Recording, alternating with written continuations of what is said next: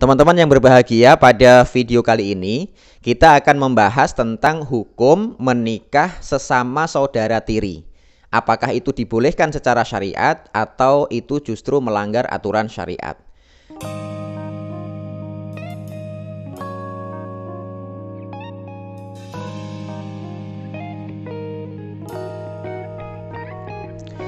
Bismillahirrahmanirrahim. Assalamualaikum warahmatullahi wabarakatuh. Alhamdulillahirabbil alamin, hamdan wa syukranillah. Teman-teman sekalian yang dirahmati Allah Subhanahu wa taala, masih dengan saya Ahmad Hilmi di channel Mas Hilmi Ngaji Fikih. Teman-teman yang berbahagia, pada video kali ini kita akan membahas tentang hukum menikah sesama saudara tiri. Apakah itu dibolehkan secara syariat atau itu justru melanggar aturan syariat? Namun teman-teman sekalian, sebelum kita membahas boleh atau tidaknya menikah sesama saudara tiri, perlu kita urutkan, dibuatkan skema dulu yang dimaksud saudara tiri itu seperti apa.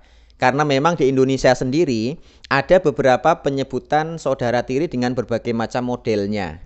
Nah, masing-masing model itu ternyata memiliki akibat hukum kemahroman yang tentu juga berbeda.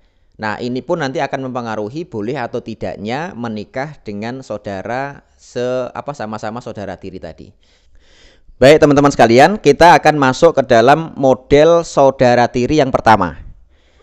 Contohnya gini, ada seorang duda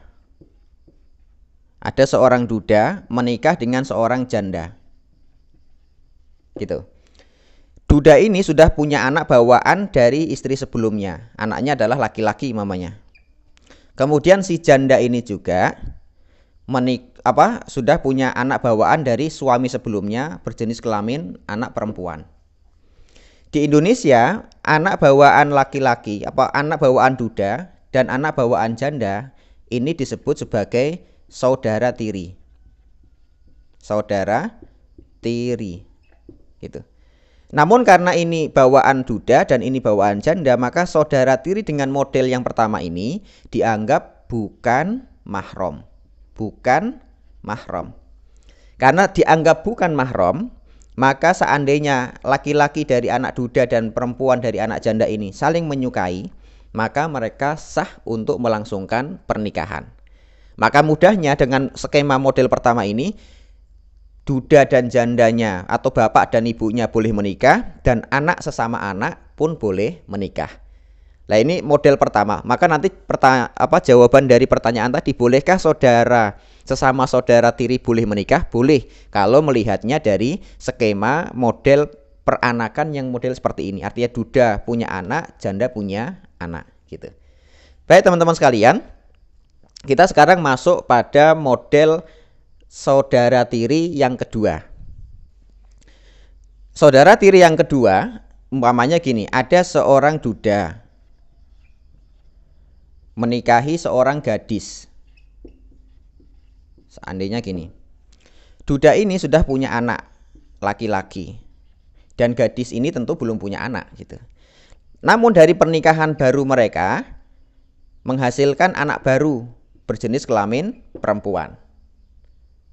Saya ulangin, duda sudah punya anak, kemudian gadis ini belum punya anak. Namun dari pernikahan baru mereka antara duda dan gadis ini beberapa saat kemudian melahirkan seorang anak perempuan. Maka anak perempuan dari pernikahan baru ini dan anak laki-laki dari hasil bawaan duda, maka mereka dianggap mahram. Lah, kemahroman ini, hubungan perempuan ini anak perempuan ini dengan anak laki-laki ini adalah saudara sebapak tapi beda ibu. Tetapi makanya dalam bahasa fikih disebut saudara, mereka berdua ini adalah saudara sebapak karena bapaknya sama tapi beda ibunya. Karena ibunya perempuan ini adalah yang atas ini, sedangkan ibu dari laki-laki, anak laki-laki ini ibu lain, gitu. Dari istri sebelumnya bapaknya, gitu. Maka yang seperti ini, laki-laki dan perempuan ini atau anak laki-laki bawaan duda dan anak perempuan dari pernikahan barunya bapak dan ibu barunya ini dianggap mahram. Karena dianggap mahram, maka yang seperti ini mereka tidak boleh melangsungkan pernikahan, gitu ya. Tadi saya katakan sebagai laki-laki dan perempuan ini sebagai saudara sebapak karena bapaknya sama namun beda ibu. Baik teman-teman sekalian, kemudian kita masuk kepada skema saudara tiri yang ketiga. Nah, saudara tiri yang ketiga ini modelnya kebalikan dari yang nomor 2 tadi. Ada seorang janda sudah punya anak laki-laki mamanya atau perempuan. Kemudian janda ini menikahi perjaka atau bujang. Gitu. Sudah? Kemudian dari pernikahan janda dan perjaka ini menghasilkan anak baru berjenis kelamin perempuan. Gitu. Maka nanti anak perempuan yang baru dilahirkan dari janda dan perjaka dalam pernikahan barunya ini dengan anak laki-laki bawaan janda ini menjadi mahram. Menjadi mahram. Mahramnya kenapa? Karena anak laki-laki dan anak perempuan ini adalah saudara seibu karena ibunya sama walaupun beda bapak. Saya ulangi, anak laki-laki bawaan janda dan anak perempuan dari pernikahan barunya janda dan perjaka ini menghasilkan anak perempuan, maka anak laki-laki dan anak perempuan ini merupakan saudara mahram karena mereka satu ibu tapi beda bapak. Jadi bapaknya perempuan ini adalah ini, kemudian bapaknya dari laki-laki ini adalah suami sebelum bagi ibu yang janda ini. Baik teman-teman sekalian, maka mudahnya bahwa saudara tiri yang dimaksud adalah ketika janda punya anak dan ketika duda punya anak, maka masing-masing anak itu bukan siapa-siapa.